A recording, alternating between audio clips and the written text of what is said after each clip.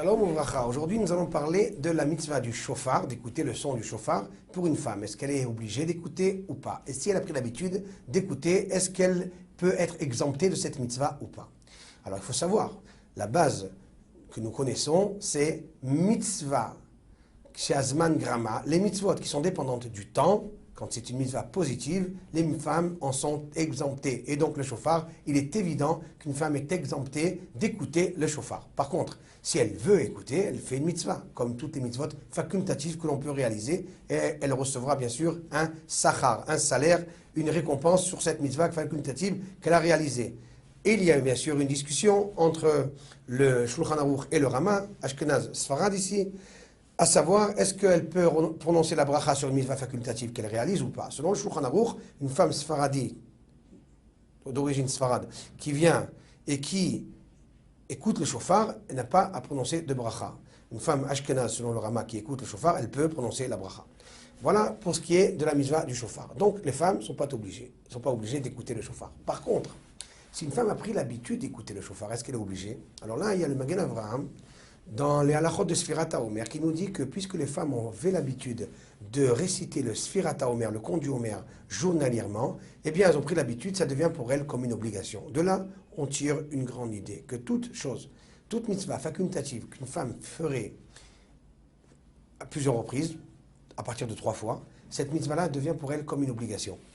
Et beaucoup sont d'avis comme le Magen Avraham, comme le Eliya Rabbah, comme le Shulchan Aruch Harav, donc le Gaon, Rav Zalman, le Balatania, et d'autres encore sont d'avis à penser comme le Magen Avraham. D'autres contestent un petit peu cet avis. Ils nous disent qu'on n'a jamais trouvé qu'une mitzvah facultative peut devenir obligatoire par le fait qu'on s'habitue à la faire.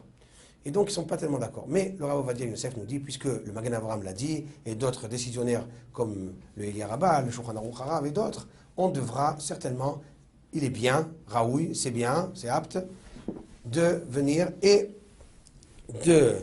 une femme qui voudrait s'abstenir de faire le tkiyat shofar, d'écouter le shofar, une fois qu'elle a écouté tellement d'années, 3 ans et plus, eh bien, elle devra faire atarat nedarim, permission des vœux, avec 3 dayanim, 3 rabbanim qui vont lui permettre son vœu, sinon c'est problématique. Par contre, si c'est un problème ponctuel, c'est-à-dire que, par exemple, cette année, voilà, elle ne peut pas, parce qu'elle a un empêchement physique. Peu importe, cette année, elle a, par exemple, Beshara Tova ou Mazal Tov, elle a accouché 2 jumeaux. Alors il est impossible pour elle d'aller écouter le shofar à la synagogue. Mais c'est qu'un problème ponctuel. L'année prochaine, elle pourra, si Dieu veut. Elle aura quelqu'un qui viendra l'aider. Les enfants seront plus indépendants. Alors là, le Dagoul Mervava, le Nota Biyuda, c'est le même auteur. Rabbi Yeheskel Lando. C'était un rav qui vivait à Prague il y a de ça 250 ans.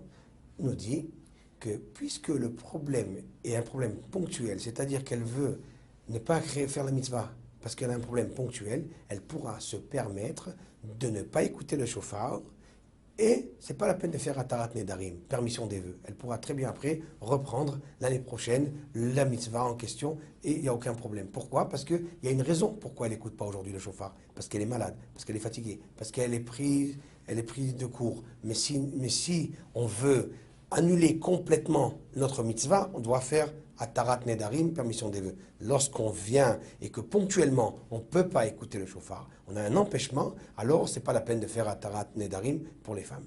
Voilà, je vous souhaite à tous, Shana Tova, Tikatvu, Tikatmou, Altar, Lechaim Tovim, Shalom.